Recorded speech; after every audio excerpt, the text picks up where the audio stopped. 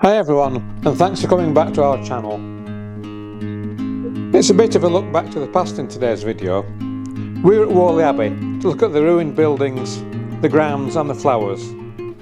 We originally filmed this video as far back as the 8th of May 2010, and we know that some things have changed at the Abbey site since then. Anyway, let's look at the more ancient history. Whalley Abbey was founded in the late 13th century, in 1296 to be exact.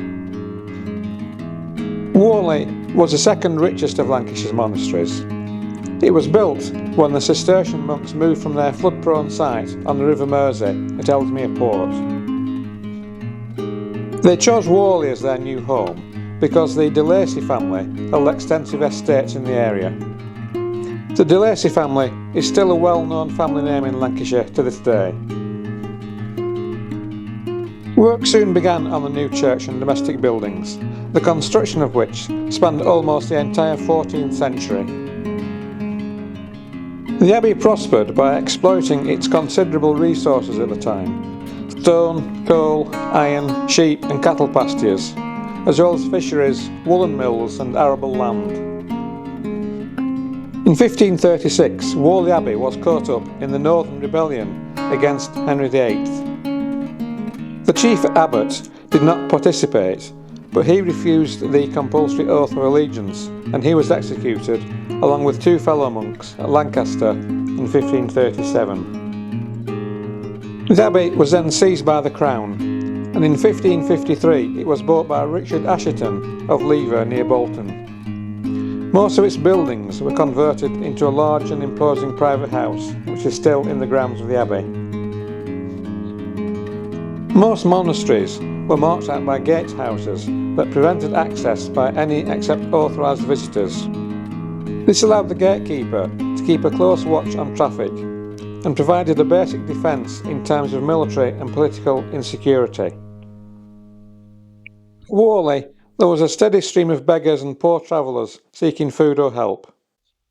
The monks could not readily deny food, so food and drink were given to the poor at the Gatehouse. Today the Gatehouse at Whalley spans a narrow lane, but this was originally the main route northward up into the Ribble Valley. This explains the impressive architecture of the Gatehouse, and this was one of the main entrances to the main monastic precinct that covered about 200 acres. The two-storey Gatehouse is one of the oldest of the buildings that still remain here. It has a vaulted ceiling, two doorways and two archways, one for wheeled vehicles and horses, and the other one for pedestrians. The large private house that sits within the grounds is now a heavily pro-Christian conference centre. There is no public access to this area. The remainder of the grounds contain the ruined walls and enclosures of the abbey itself. At the time we visited, you could still see remnants of walls, columns and altar stones protruding from the lawns and the flower beds.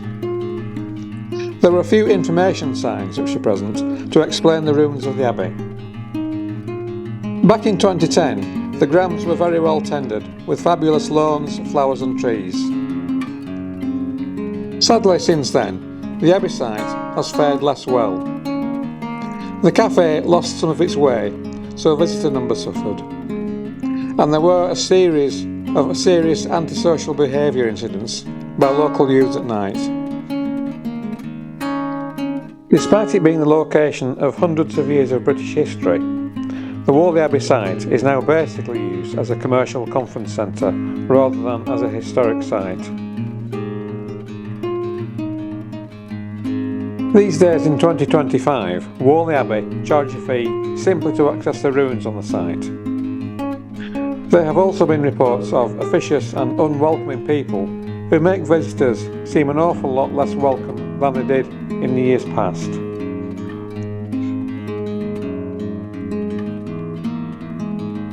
If you've enjoyed this video, please click the thumbs up button and give our video a quick like. We'd really appreciate it if you could tickle the subscription bell as well, as this really helps our channel. Thanks for watching.